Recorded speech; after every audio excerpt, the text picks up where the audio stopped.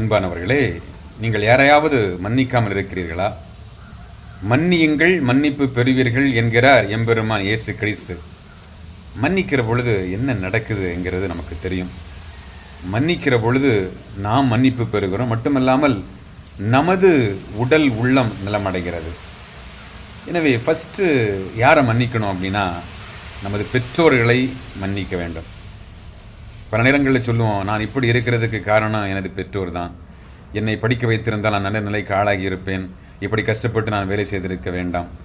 நான் நினைத்ததை அவர்கள் செய்வதற்கு அனுமதித்திருந்தால் நான் உண்மையிலேயே இன்றைக்கு ஒரு நல்ல நிலையில் இருந்திருப்பேன். இவ்வளவு கஷ்டப்பட்டு இருக்க மாட்டேன் என்று பல நிலைகளிலே பெற்றோரை நினைத்து அவர்களுக்கு எதிராக நாம் என்ன செய்திருக்கலாம், நினைத்திருக்கலாம். நான் இப்படி இருக்கிறதுக்கு காரணம் அவங்க தான் அப்படி என்று குற்றப்படுத்தி இருக்கலாம். அவர்களை மன்னிக்காமல் இருந்து கொண்டே இருக்கலாம்.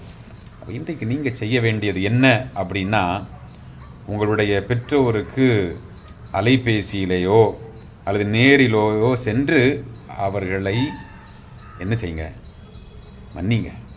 ரொம்ப முக்கியம். இரண்டாவதாக, பிறரை மன்னிக்க வேண்டும். பிறர்னா யாரு?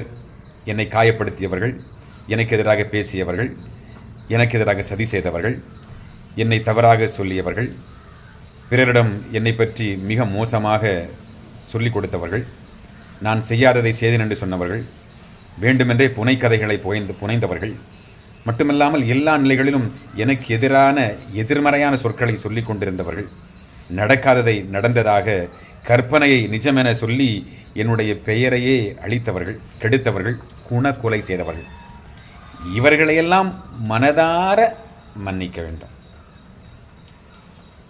எப்படி மன்னிக்க முடியும்? எனக்கு எதிராக செய்துட்டானே அப்படின்னு நினைக்க வேண்டாம். ஏனென்றால் நீங்கள் மன்னிப்பது அவர்களுக்காக அல்ல, உங்களுக்காக. நீங்கள் மன்னிச்சிங்கன்னா நீங்கள் உடல்நலத்தோடு மன அமைதியோடு வாழ்வீர்கள். மூன்றாவதாக, உங்களை நீங்கள் மன்னிக்கணும். சே, நான் இப்படி இருக்கிறதுக்கு நான் தான் காரணம். நான் ரொம்ப லெத்தார்ஜிக்காக இருந்துட்டேன். எல்லாம் ஈஸியாக எடுத்துக்கிட்டேன். நான் அதிகமாக செலவழித்து விட்டேன், அல்லது அதிக நண்பர்களோடு ஊர் சுற்றி விட்டேன், ஊதாரியாக இருந்து விட்டேன், நான் கவனம் இல்லாமல் இருந்து விட்டேன். இப்படி நம்மையே அல்லது உங்களையே குற்றப்படுத்தி கொண்டிருப்பீர்கள் என்று சொன்னால், இன்றைக்கு நீங்கள் செய்ய வேண்டியது என்ன?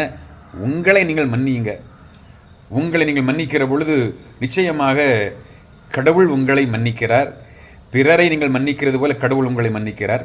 நீங்கள் உங்களை முழுமையாக மன்னித்தால் ஒரு புதிய மனிதராக, அமைதி நிறைந்தவராக, உண்மையிலேயே நோய்களிலிருந்து விடுதலை பெற்றவராக, தெளிவு மிக்கவராக நீங்கள் என்ன செய்ய முடியும்? இருக்க முடியும். அதுக்கு தயாரா? கண்டிப்பாக செய்யுங்க. இந்த 3 விஷயங்களையும் செய்து பார்த்துவிட்டு நீங்கள் உங்களுடைய வாழ்க்கையில் உண்மையிலேயே மாற்றங்கள் நடக்கும். அப்படி நடக்கிற பொழுது தயவுசெய்து கீழே கமெண்ட் பண்ணுங்கள். உங்களுக்கு நான் இப்போ சொல்கிற விஷயங்கள் பிடிச்சிருந்தா மற்றவங்களுக்கும் ஷேர் பண்ணுங்கள். சரியா?